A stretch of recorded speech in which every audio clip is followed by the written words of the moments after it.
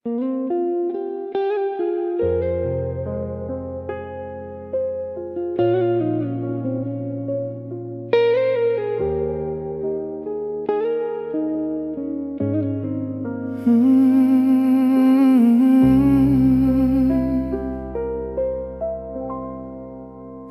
นี้เพลียงทะเลดิกได้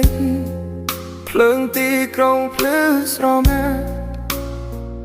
แก่สาនៅលើតុដូចចិត្តខ្ញុំដែលទុំលេរូបអូននៅក្នុងចិត្តមិនព្រមចេញពីខួរក្បាលពេលខ្ញុំបិទភ្នែកម្ដងណាសំឡេងអូនលាន់លឺឡើងវិញខ្ញុំមិនមែនខ្លាំងដូចមុនមិនអាចញញឹមបនលប់ចិត្តដែលធ្លាប់គិតដល់ថ្ងៃនេះសល់តែភាពស្មុគស្ងាត់យប់នេះខ្ញុំចង់ស្រវឹងឲ្យភ្លេចរឿងយើងឲ្យអារម្មណ៍ឈឺចាប់លងបាត់ក្នុងអាកាសយប់នេះខ្ញុំចង់ស្រវឹងមិនចង់គិតពីអូនទៀត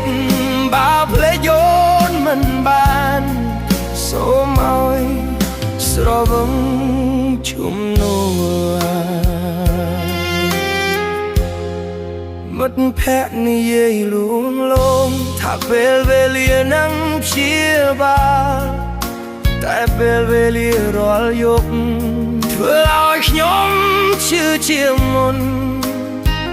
តែស្រែទី2ទី3មិនអាចលៀងស្នាមចិត្ត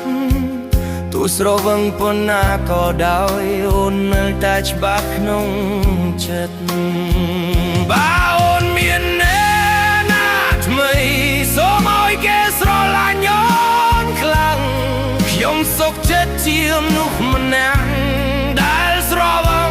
ក្នុងអាឌិនយប់នេះខ្ញុំចង់ស្រវឹងឲ្យភ្លេចស្នេហ៍ទោះព្រឹកមកនឹងឈឺវិញក៏ខ្ញុំយល់ព្រមដែលយប់នេះខ្ញុំ